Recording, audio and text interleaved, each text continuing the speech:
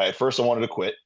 And then a coach took me aside and said something to me that I'll never forget. He said, I know this first year was hard on you, but I swear to God, if you stick with this sport, you'll light the world on fire. That was Coach Rick Johnson. I guess he could just feel that I needed to hear something.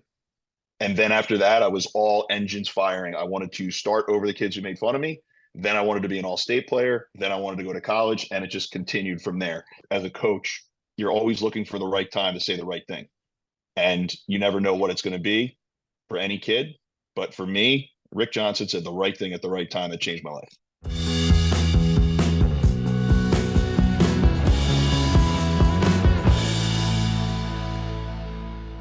Welcome back and welcome to Grateful and Full of Greatness. I'm your host, Mark Lucini. On this podcast, I sit down with guests who, in my opinion, live their lives with the pursuit of greatness in mind. This platform allows me to discuss and to explain strategies that go into reaching peak performance. This is episode 59. My guest is Greg Gurenlian. From Springfield, Pennsylvania, to Penn State, to All-Pro, to gold medalist, husband, father, and coach. Greg inspires by how he lives. One of the best face-off specialists that has ever lived, he co-runs Faceoff Academy, which trains thousands of student athletes across the nation and helps foster All-Americans and lacrosse champions at every level of the sport. Known for his strength, consistency, and positive impact, Greg is one of the greatest ambassadors in our sport. This short introduction only covers a small amount of the long list of accolades, business ventures, and endeavors Greg continues to pour himself into. So I'm fired up for this one. Greg, thank you so much for carving out the time to come on here. Thanks a lot, brother, and thank you for that intro. I really needed that. That was great, man.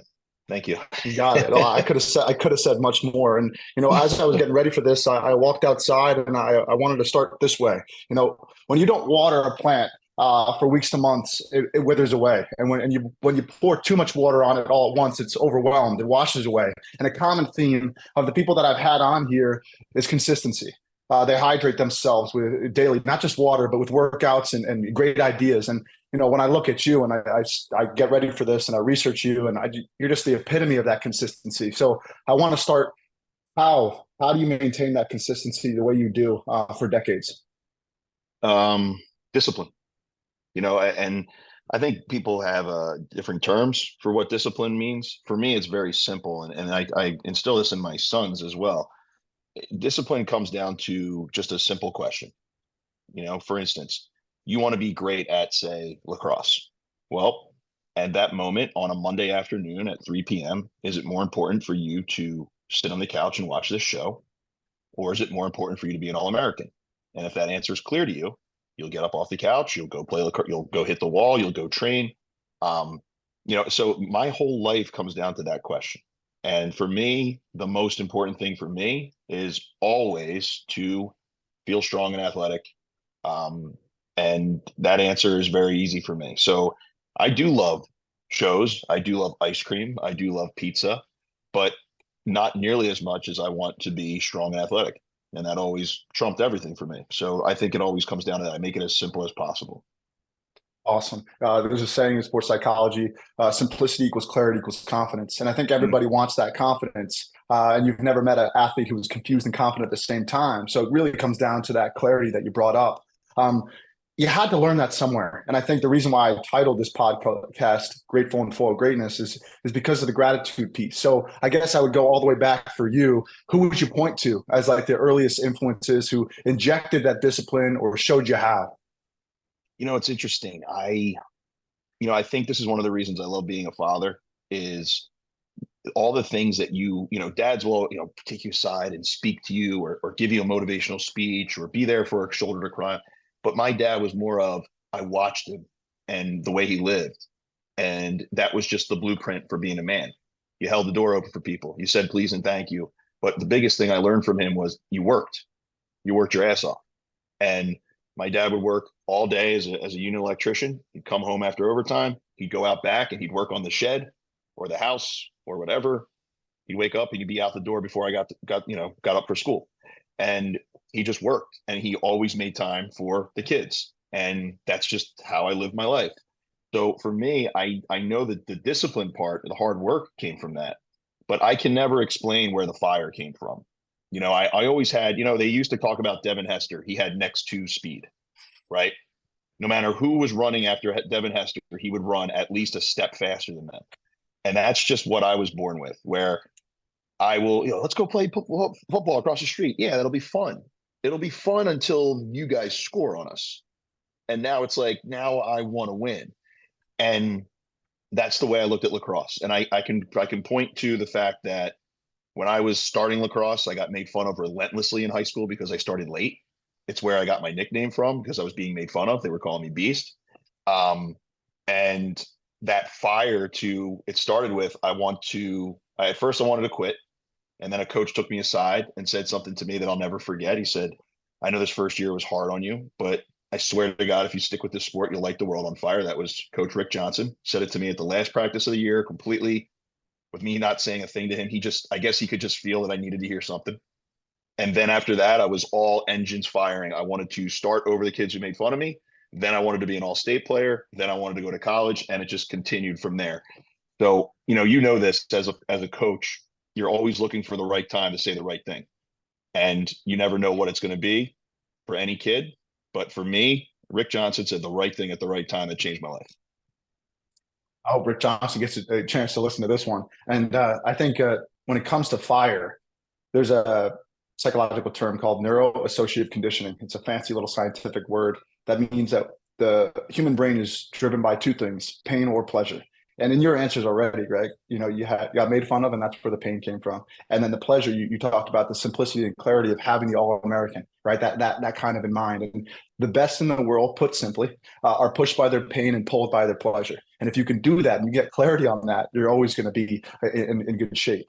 There's this saying, it originally comes from the Bible, but I was preparing and I was thinking, how it goes is be wise as a serpent and soft as a dove. And for you, I'd be strong as a lion and maybe as lighthearted as a kid. How do you balance that, Greg? Because I've coached alongside you with the Team USA National Development, and you have this relentless tenacity, but also this gentleness and care as a father and coach. How are you able to balance those two? I appreciate that. I think that I am just unapologetically myself. And just like any human being, you are driven by things. There are things and principles that you live by that you want to instill in people that you affect. And then there are things that you enjoy. And I think that's where both sides of those come from. For me, I'm a kid. I'm an absolute goofball when I'm with my sons, when I'm with my teammates, when I'm with my friends. But when it's time to work or time to achieve something, then it's all engines are firing in that direction. So when I am placed in front of a bunch of kids who have the same hopes and ambitions that you and I had when we were that age, I believe very fervently that I'm not going to waste your time, waste your parents' time, that I'm going to deliver. So I would be amiss if I didn't push these kids to see how good they could be on that day. If they were there just to learn how to play lacrosse and eat ice cream, then I would be a goofball. But the right time, you have to be the right person at the right time. And for me, luckily, that just comes naturally for me. I'm the oldest of four kids. I like teaching. I like feeling like a father figure, like an older brother figure. I like being there for people. But at the same time, if you give me a couple inches to be a goofball, I'm going to take it. So, it's I luckily get both sides of that coin. Oldest of four kids and a teacher, but it also seems to me that you've always been coachable and ability to learn, as you brought up Rick Johnson as well. Could you point to that at all? Maybe like either out of the players you coach, out of your boys that you're hoping that they're coachable, but maybe that dichotomy of being a great teacher starts at being a great student, wouldn't you say? I think it's absolutely true. And I think for me, I had to learn it too. My dad, God bless him, he never played any sports. So he always tried to give me information and it was always generally wrong, but he tried his best. But I'm one of those people where if you show me any kind of kindness or I can tell that you actually care, that you want me to be great, I'll run through mountains for you. I'll do anything for you. If I feel like you don't know what you're talking about or that you're not genuinely, then I will pretty much shut you out moving forward. So there is a plus minus to look, I started a company out of college strictly because I didn't want to answer anybody. So I'm not, it's a double-edged sword. I'm not going to sit here and say I'm perfect, but that's where that comes from for sure. There's a book, it's called Getting to Us by Seth Davis, and it talks about these coaches that have totally different temperaments and personalities that are able to get their team to us and buy in collectively. And the you don't need to read the book. It's all about this. Each and every one of them, regardless of their personality, has peak, P-E-A-K. They're persistent, they're empathetic, they're authentic and knowledgeable. And I steal that, or you provoked that in my mind when you said, as long as they show me that they care, I'll listen to them. They have to have the knowledge, and you talked about unapologetically yourself. So there's the authenticity piece. And I guess the persistence is you working hard. But that really resonates with me, the fact that all of them, regardless of the personality, they had those four things that made up a peak. Now, as I was preparing, I know you are well known for not just your exercising and strength and conditioning, but I also have seen the variety in which you are innovating and learning and doing different things from landmine and otherwise. Could you maybe go into your philosophy behind strength and conditioning? I mean, I love hearing that part of your story where you were average or below average and wanted to quit, and then you built something out of yourself. So maybe could you take us on that journey a little bit? Sure. So when I was younger, I always wanted to be like, I was a Stallone 80s action kid, like all of our heroes were these big jack dudes that were doing all these incredible things. And I always wanted to be big and strong, but I was a skinny Armenian kid, who was strong. I was strong, but skinny. And one of the jokes when I was a freshman in high school playing lacrosse was that I couldn't catch and throw, but it was the first team sport I ever played where you could hit people. So I was constantly trying to earhole anybody on a ground ball. And the older guys were yelling from the sideline, Greg Beast. So that's where I got the nickname from. But that just lights a fire under your ass, And for me, I started strength training like most high school kids.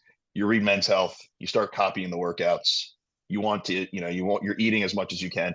But when I got to Penn State, I met Brad Penetall, who was like my first real mentor. And he was the head strength and conditioning coach for men's, women's lacrosse and field hockey. And when I met him, I was a kinesiology major. I was studying phys ed. I wanted to be a phys ed major. But after I met him after the first semester, I was like, no, this dude's got the best job ever. Human performance is where it's at. I was enamored with the human body.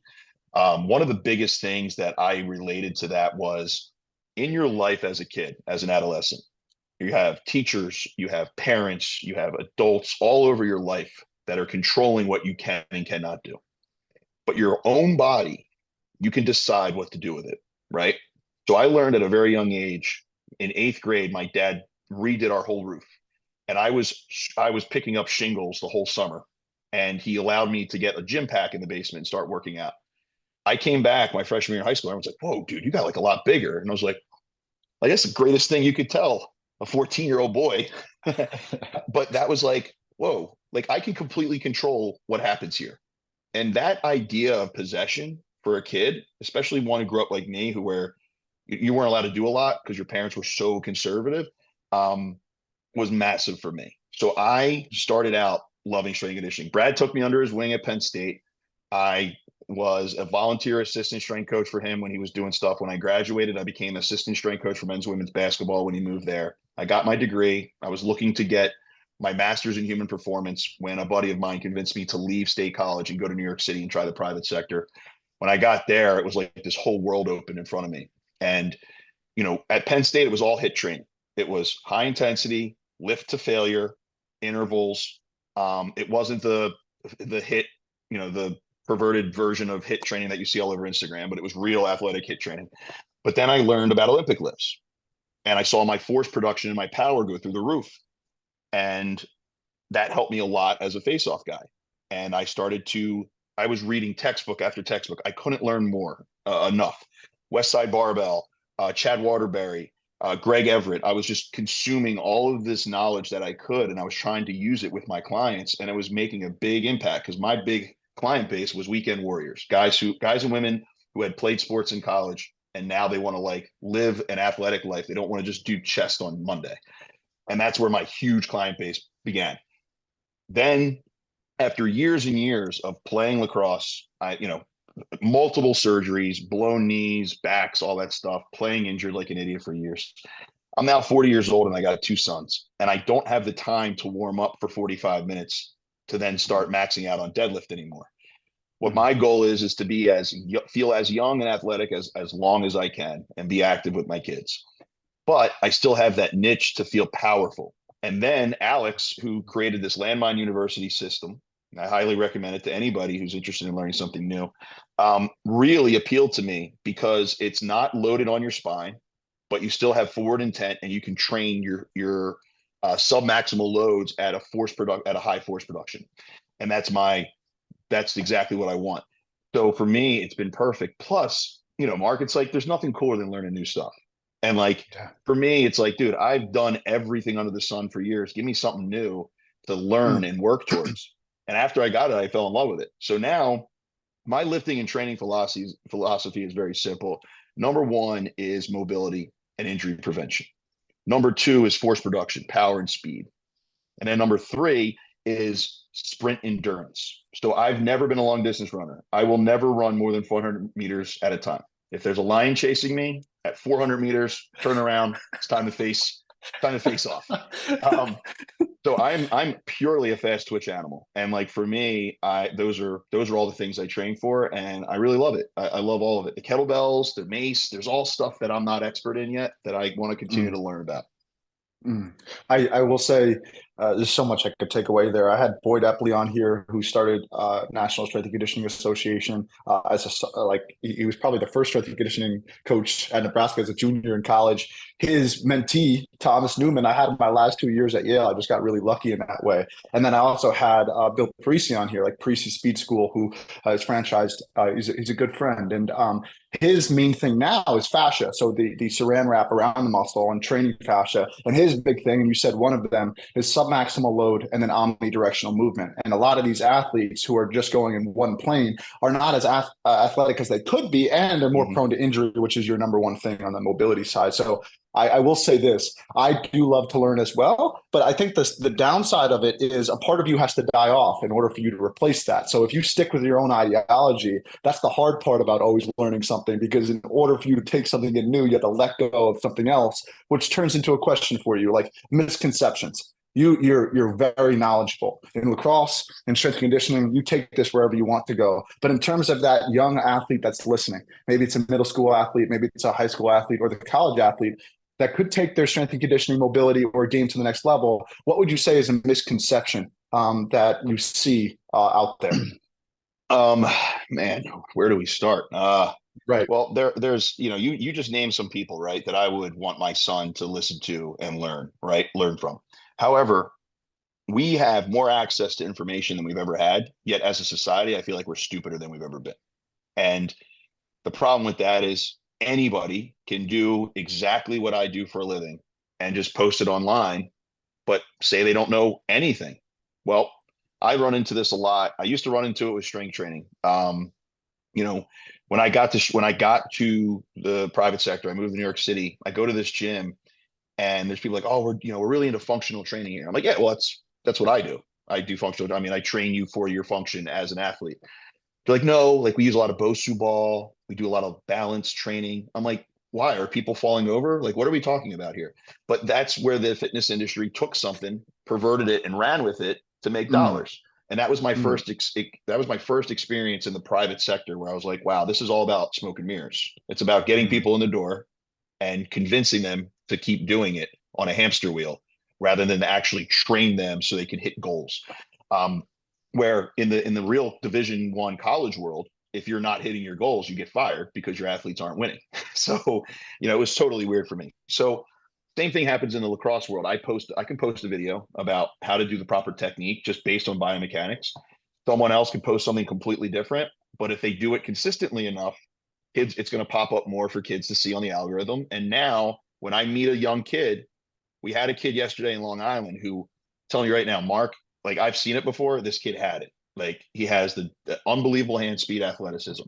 But whoever had taught him his stance over the last few years had done him a serious disservice. Now this kid has paid for this.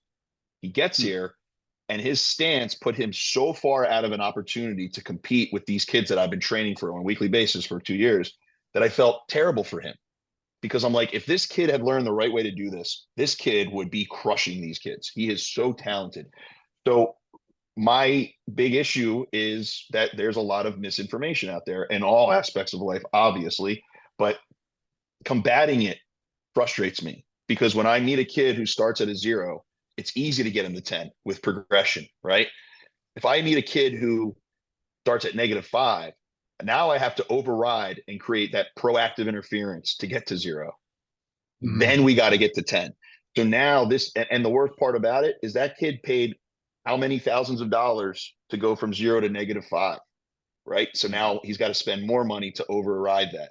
So I think the big brotherly part of me gets very frustrated about that. But I can't sit there on a soapbox on Instagram and just start pointing fingers at people, because then I'm the bad guy. So it's a very weird situation that we live in with that. Right. I will, like, there's a lot there. And I heard it said this way, and I agree with it. We're more wired than we'd ever been, but more disconnected. Everybody uses, oh, we're more connected, right? But we're more wired than we'd ever been. And it's very hard to separate the wheat from the chaff. And I think if I'm giving a speech anywhere, at some point or another, I'm always bringing up the power of modeling or role models, right? Because to find them and then to squeeze the juice out of that great one, because like yourself, Greg, like as our relationship continues, I know that you're learning, you know that I'm learning, and we can continue to go 1 + 1 = 3 in that regard.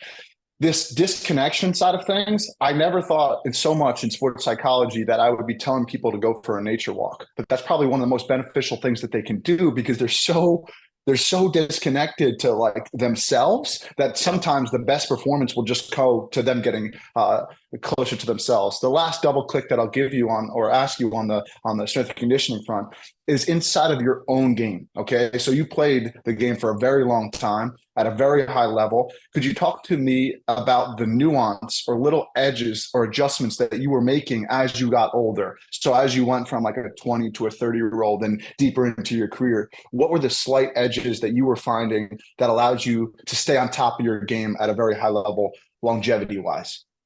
Sure. And this is where I have learned. I used to fear getting older so much. And every year that, you play injured, you're sitting there going, oh, it's another year that I'm not playing at my highest peak, and now I'm getting older. My last year in the PLL, well, my only year in the PLL in 2019, when I came back from retirement, I feel like I was like, wow, this is peak. Like, I know everything that is to know about this position, and I can move my chess pieces however I want.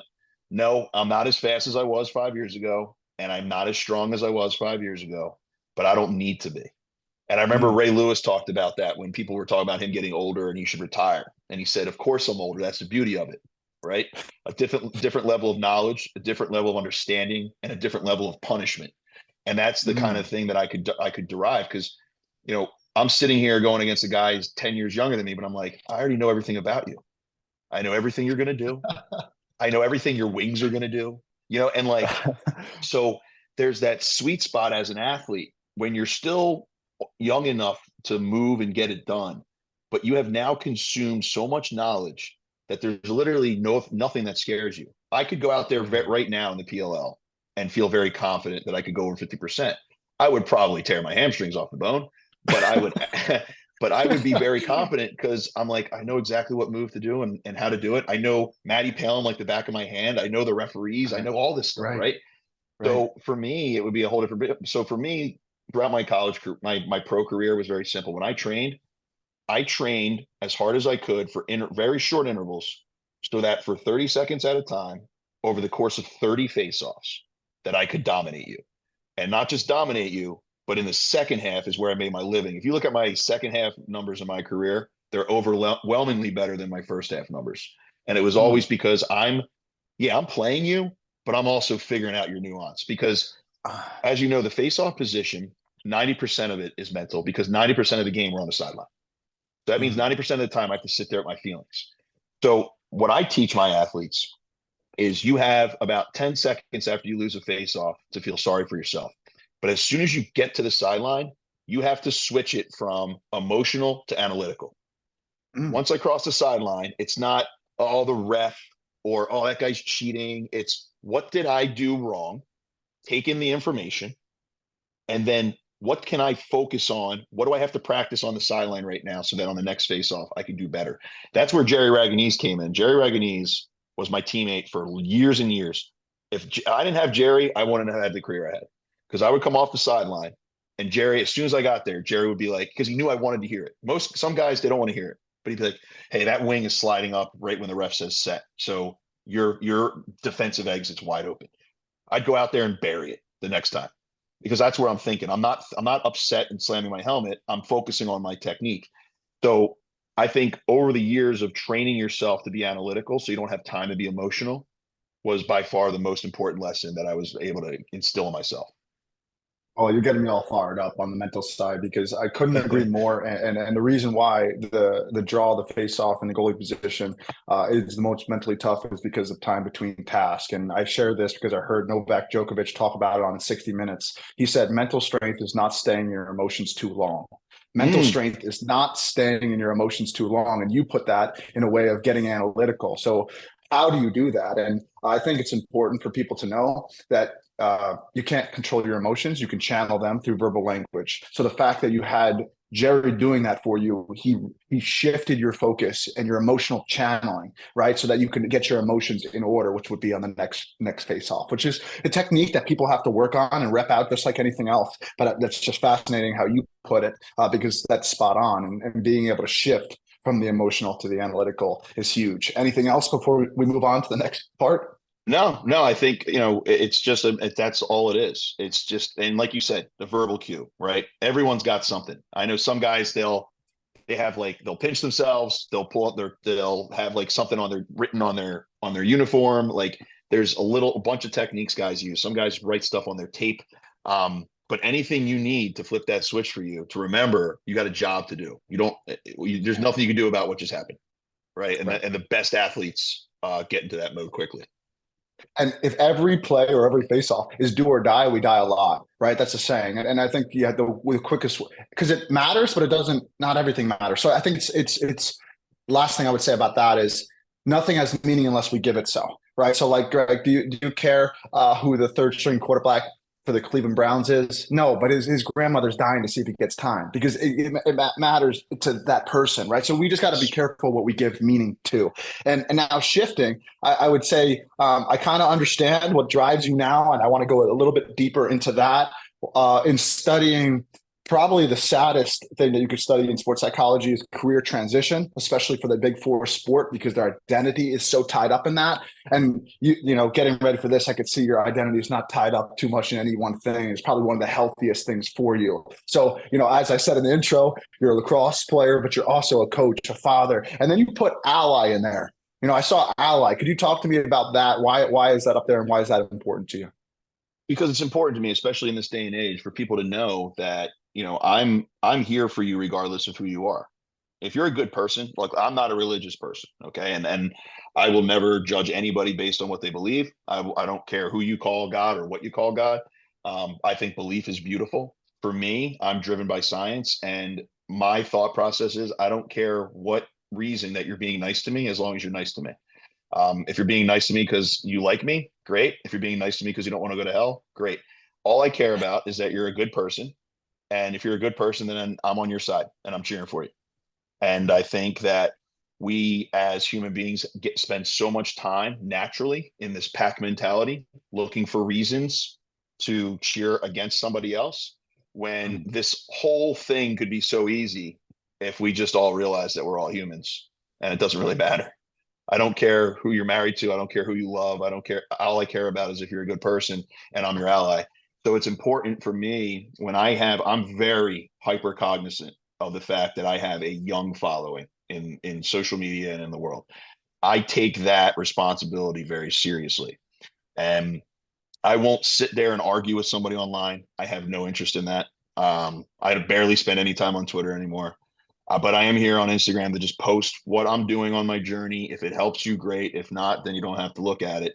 But what I don't deal with is bullies. And I've never been a bully, but I am definitely somebody you can call when you have a bully issue, because I'm an ally no matter who you are. As long as you're doing life the right way, man, I'm in your corner. I'm cheering for you. Doing life the right way and good person.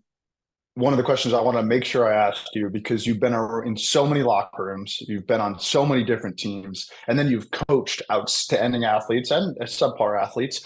I wanted to ask you, among the teammates that you've had and the great athletes that you've been around, what do they seem to all have in common if you were to point out a few things? They care about the team, and they care about the team not as like, oh, I want to be a team player. No, like they care about you. right? The difference between me saying, how you doing? And Mark, how you doing? You're like, how are you? Right? Is very different. And I've always I've always kept my circle pretty small because I believe in quality, not in quantity. So for me, from a friendship standpoint, whatever, there's a few people in my life, like Joe Amplo will always get a birthday text from me every year the rest of his life because Joe and I connected on our way to the promised land, and I still work with Joe in Navy. And, that's how I just think that you keep your circle small and then you're there 100% for people. And I pay a lot of attention to phonies. Like I pay a lot of attention to people that are nice to people when they need something from them, but if they don't need anything from them, they're gone.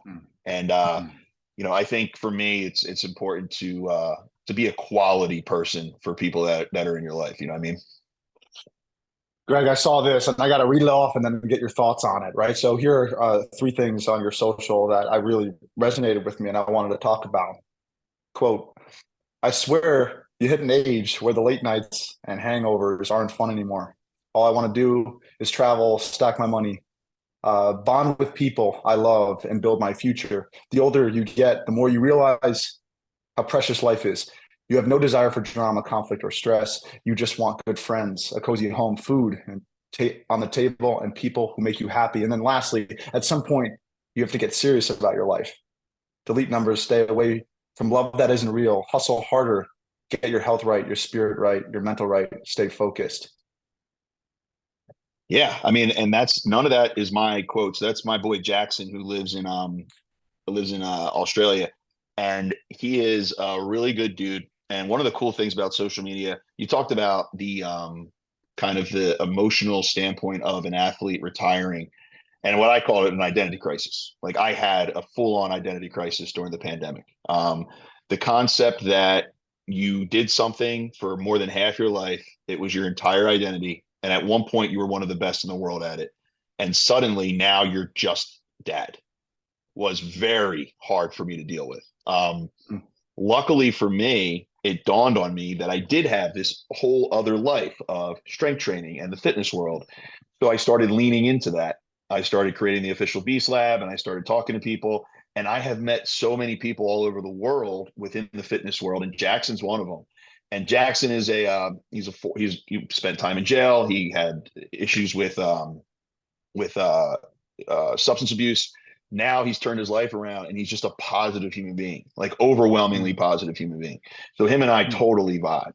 And the things he was saying right there are very simple. Like, in order for you to move forward with your life after being an athlete, you have to stop sitting there going, oh man, I used to be this. But what are you now? What are you trying to be? Because are you going to not reach your potential in the next phase of your life because you're too busy sulking about the last one? And I think the whole idea of there was this big deal with face-offs and what PLL did with face-offs and whatnot, and how kind of it all screwed up like the record books and stuff. And I was like, dude, the records are not about holding on to them. I'm not the 72 Dolphins, right? My thing is records are all about the experience of setting them. I lived those moments and I got to experience that. So I was fully prepared moving forward to cheer Trevor Baptiste on to break all those records. And I hope he does it for somebody else that he trains one day. For me, it was about, you did it, it's done. And now it's photos on a wall. You have two young boys at home now that need dad. So are you going to put as much effort into being that dad and being husband as you did on the lacrosse field? Because if you do, you already know what you're capable of. So if you put that same effort into the next phase of your life, and that's where I've enjoyed it, take more vacations. As Seth Tierney says, be where your feet are.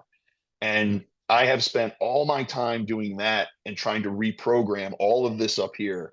And the last residual part of it is I just refuse to not train like I'm still playing. Other than that, I'm fully in on the next phase of my life, being around good quality people. I don't have time to argue or deal with drama or any of that crap anymore. I just want to be happy and I want to be a positive influence for my kids. That's really all I care about anymore. was listening to Jocko Willink on Diary of a CEO podcast, and he wasn't the host, and he was being vulnerable and open, and he was speaking to a lot of veterans, and we lose at any given point like 11 a day, and it's really sad. And one of the top main things he was emphasizing as he was getting teary-eyed was remember, don't dwell. Remember, don't dwell. And that resonates with me when you bring up records. Listen, on the psychology front, we do not experience positive emotion unless we have an aim and see ourselves progressing towards that aim. What that means is the word happiness is actually correlated with progress. So unless you're progressing, no happiness, right? So you always have to have something that you're moving up towards. And I think when you're a really young athlete, now I'm about to steal from Dawn Staley, who just won the national championship for South Carolina. She's really big on the 24-hour rule. You have 24 hours to bask in victory or agonize in defeat, and then you've got to keep going. As a young athlete, it's like 72 hours. It's like 2 weeks sometimes, you know? And after losing a championship, this is what I would say is magnitude of trauma should equate to magnitude of recovery. So you know this from a strength and conditioning perspective, but also from a mental health perspective, from a physical health perspective. If you roll an ankle in the first quarter of a championship game, play through it. But if it's a compound fracture, right? If you go through a serious loss in your life, right, you need to give yourself time to remember and work through and move on to the next thing. So I'm glad you brought up the transition because people listening to you, right? You are a role model, Greg. And when they hear, oh, wow, he has it too, that identity crisis, I'm going to ask you, like, how'd you get through it? You know, what is the specific technique that you use to transition and remember, don't dwell? How'd you do that? I don't know if it was a healthy way. But for me, it was kind of just self-talk, basically kind of mentally berating myself. Like, get over it. Like, this is literally your ego, right? And now we're talking about the pandemic, remember? So I'm sitting in my garage and I'm focusing on turning it into a gym at the time so I can keep some kind of mental health going. But like for me, it was literally just like this, either you're going to do it or you're not, right? Are you going to sit here and complain and whine? Like I have a big rule in my house, no whining, right? My rule in this house, I don't care who you are. The rule is you can't complain about it if you're not trying to fix it, right? I can't find my toy. Then look for it. I will help you. We will find it, right? So, with this, it was like I spent probably 2 full years. I would say 2023 is when I finally was like, okay, like I'm over this. And that goes back to what you were saying, the magnitude of what was happening inside my mind needed that time, right? So what I worked on in that time is, my therapist and I was like, let's work on gratitude because I've never been good on it. I'm a very dopaminergic person and I need the next fight. I need the next fight. I need the next battle. When it's not manufactured for me with a lacrosse schedule, then it goes to business. And when I'm doing it in business, that can't be healthy either for a very long time because you start to look left and right. And that's never been me. I've never looked left and right. I've always been like, what do you have to do to be better? So I've always looked at myself. I've always run my own race. So when it comes to business, Jerry and I have had to have many talks where you can tell we're literally talking each other through this situation. And we're trying to, as long as we're doing our thing, we're having a good time and we're delivering, we're going to be okay. Like, and that's where, that helped. But I think, as my oldest son, I think the real catalyst was as Jax got old enough to play sports.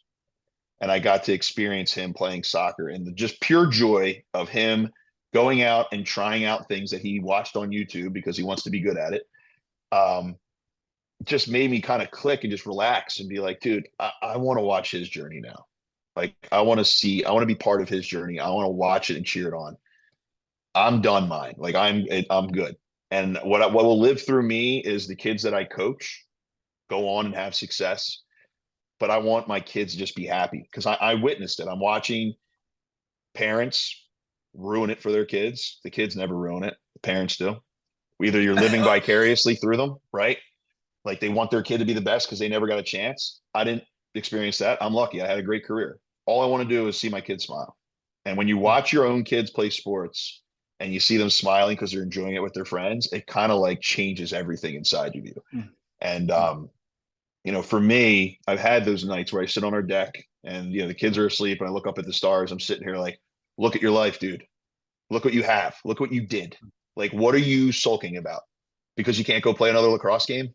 Like, go play down the street with the 35-year-old guys and be happy. Like, you can still move, you can still be happy. And then Mark, it sucks because it takes, more every time a tragedy happens in life, it straightens you out. And then you get mad at yourself because you needed that straightening out. You needed that tragedy to happen, right? And the Callum thing has really, that smacked me in the face again, about how in a second everything can change. And like for me, it's just every day I come home and I just remind myself, I'm like, I came home to a nice house with a beautiful wife and two amazing kids that are healthy. You did it. Like, now just keep being happy. You know what I mean? Yeah. So that's really that. It takes a lot of time, man, to realize one day that you're not living the life that you tried to live for 20 years, and it's time to change gears. And it's really scary. Yeah, you keep giving me so much. I mean, first on the Callum front, he was my first roommate when I became a Bayhoff drafted. I walked into the hotel room, and one of the biggest human beings I've ever seen. He picked me up over his head. I didn't really know him, but he was glad that I was there, and that's the kind of person that he was. So, yeah, a moment for him. And I think what I just want to point out in your whole answer there is hopefully you're one of those parents that can have your boys reach 13 or 14 in organized sport, because we lose 70% of them by 13 or 14 because of everything going on.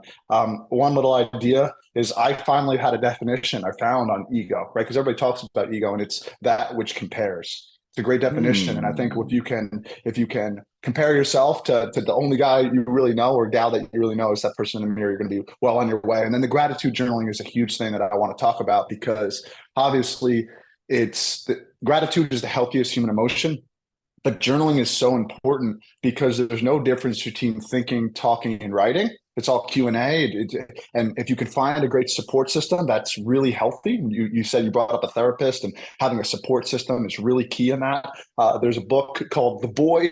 You got to read this to your boys. It's a children's book, but it's called The Boy, the Mole, the Fox, and the Horse. And there's a line inside of it that the most courageous word you can say in this world is help. And I think when you're trying to go throughout life, you especially when the ego takes over and you start getting some success, it's like, I got this, get out of my way, get out of my way, get out of my way. But gratitude journaling and finding that support system, I couldn't emphasize and say that loud enough. And I would say this, Greg, I asked you how you extended your career, but now I'm going to ask you to reflect to the elite athlete that's listening to us that wants to be great. I'm going to ask you probably the most important question I can ask you is, what do you know now that you wish you knew then? What advice would you give to them? Because they want to be great just like you. Yeah, I think, man, if I go back in time, I would have just simply grabbed myself by the shoulders and I'd be like, dude, it's going to be fine. It's going to be fine. And what I mean by that is, my whole life I was worried. Like, am I working hard enough? Like, am I doing the right things? Am I going to be able to get some playing time? Like, are my grades good enough? What am I going to do after college? Like, I would ask all these questions, but the answer is simple. If you're taking the steps every day towards your goal, you're eventually going to get there. Now, some guys have a shortcut. Maybe they have a family that allows them to get their foot in the door somewhere. Maybe they're just smarter than you, whatever. Maybe they'll get there faster. But we're all going to eventually get there. We all love to yell, hard work pays off, hard work pays off. It does. It literally does, right? If I want to learn how to speak Spanish, right? I could worry about, am I ever going to be able to speak Spanish? And I could do that every day. Or I could find software that helps me to learn Spanish by practicing it. And guess what will happen? I will learn how to speak Spanish. It will happen. So I think the biggest thing is, it's like, stop worrying. You're working hard. Just do that and it'll pay off. So, that's the one thing. I think the other thing too is, for a young athlete, the thing that I always frown upon is, I can speak from a face-off standpoint, is kids will be like, I was watching this guy play and he was doing this thing and that was working for him. And then I tried it and I saw this guy was doing this. And dude, instead of wondering if the guy's good, or instead of asking if this guy's good, the question should be, are you as good as you could be? Now, if your goal is to be great, right? when I played lacrosse, once I got the hang, I came back from my knee injury in 2012. And once I like led the league that first year in 2012 in faceoff percentage, this next phase of my life went from I want to play lacrosse and win was to I want to be as good as I can be. I never said I wanted to be the best because that is subjective. Paul Canavine was the best in my mind. Maybe somebody else is the best to somebody else. That doesn't matter. My goal was to max out my human potential. Your Did I best. know? Yes. Did I know every move? Did I know how to counter any situation? Did I know where to put my wings to create instant offense? Right. I would, and this is, I remember Paul caught me doing this after a game one time and made fun of me. But after every single Lizards game, I would go home no matter what time I got home. I'd get home, I would watch the entire game, and I would make a note on every faceoff, win, loss, where I put the ball, where was the absolute best place to put the ball, all that Wow. stuff. Throughout the Wow. entire game, I would take it into my brain, I would crumble it up, I'd throw it in the trash, and I'd go to sleep. I went 30 for 35 against Denver one time, and I was doing that in the airport. And Paul was making fun because I was like, there's 5 faceoffs I screwed up here on stats, but there's 9 to 10 faceoffs here where I didn't take the easiest, smartest path to winning. So like and I at no point did I go, oh well, how good did Chris Eck do tonight? Oh, he got one more faceoff win. I never cared. So I know, and I can tell, and this is my goal for all athletes, is if only if their goal is to be great. If you focus strictly on maxing out your potential and you are as good as you can possibly be at it, I swear to God, it is way easier to sleep when you're done playing one day. Because I know for a fact that if I never could have been better than I had gotten, my physical abilities, my mental abilities, whatever, I was as good as I could be. And I sleep really well knowing that every night. I don't care how many games ended. I don't care about, they'll always say like the last thing you remember are the championships or the records, all that stuff. Like I'll remember the bus rides. I'll remember, the cool moments with my team. But I will always remember the fact that I maxed out my potential. And that should be the goal of any elite athlete, is to be as good as you can be. Because when you're running your own race and you're only focused on that, you run faster. So it's a lot easier that way. I will say, 2 things from that. You brought up worry. That served a purpose for you, though, Greg, right? Fear is healthy, panic is deadly, right? That's from Chasing Mavericks, the movie. And I think you need to care. It shows that you care, right? Fear keeps you alert, keeps you learning, keeps you on edge, right? So, like, if you didn't have the fear, it was totally, you wouldn't be as great as you were. I think we say this thing where, the butterflies you get, before a hot date or a big match, you want to make sure that those butterflies are flying in formation. And you do that by the diligence of your work and then how you speak to yourself throughout the game, whether it's internal dialogue or external. And then maximize your potential. I just think honest man's pillows is peace of mind, right? So I think the peace of mind, it was your actions there, Greg, that just spoke so much, right? I don't know if there's many people that are putting in the diligence of work and the preparation and the reflection. There's this TED Talk where a guy who's a fighter pilot says there's this pie chart, and it was something like 96 or 7% of it is planning and execution, but the most important is the 3% debrief, right? After the mission's over, making sure you have that awareness on what you could have done better, right? So that you can make better decisions the next time. So you having that diligence, people would call that crazy or psychotic or make fun of you, but I think that's what made you great, is that having that little bit of nuance and myopic nature of you.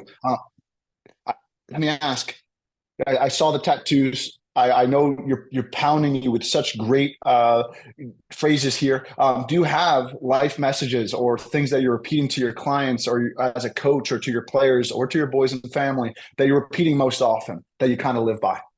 Yeah, I mean, I might annoy people with how many things that I say on a daily basis, but I've stolen them from great people. Like I said, Seth Tierney saying, "Be where your feet are."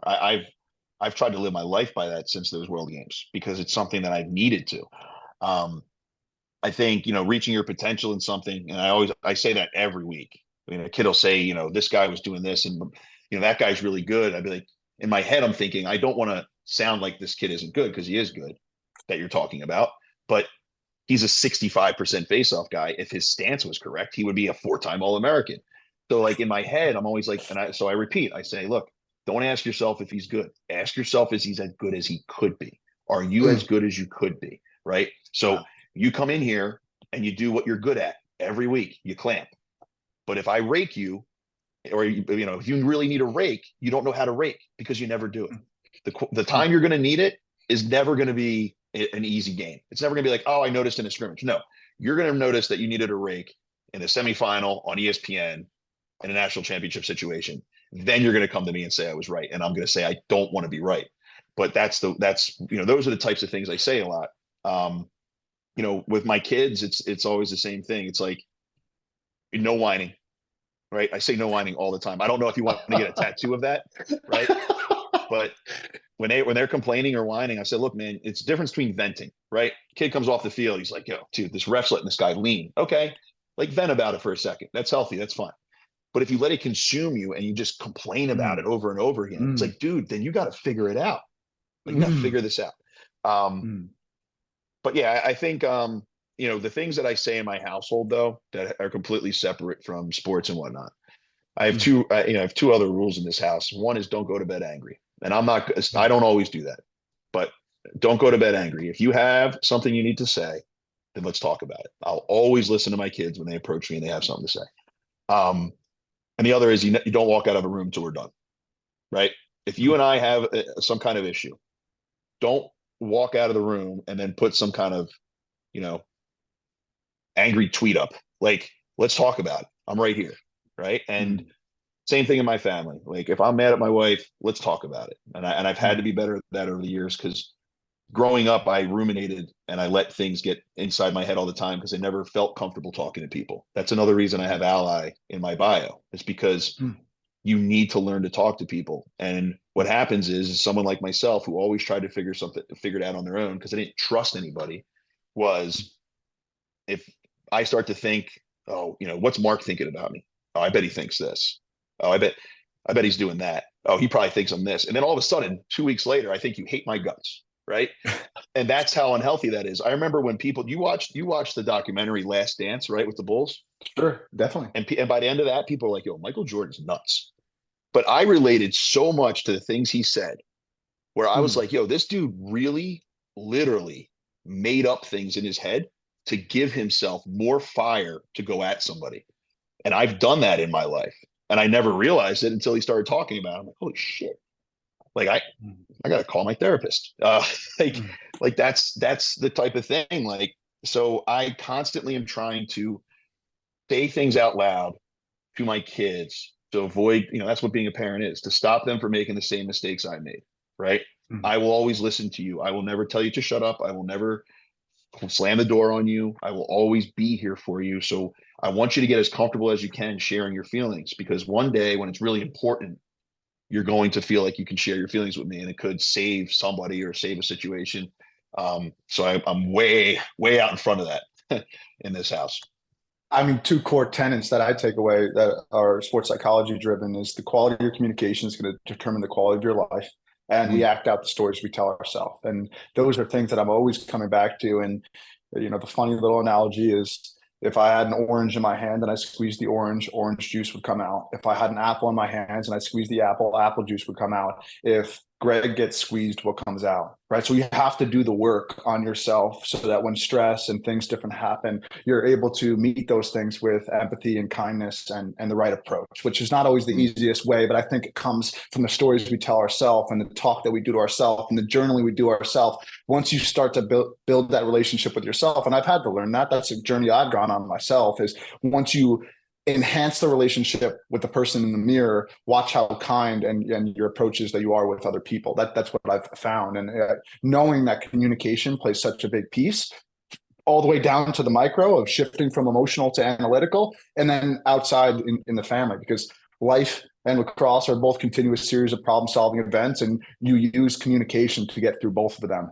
So I would say this, Greg: reaching your potential, maximizing your potential. You came and clicked on that a few times. What's next for you? And what are you looking to maximize now for yourself?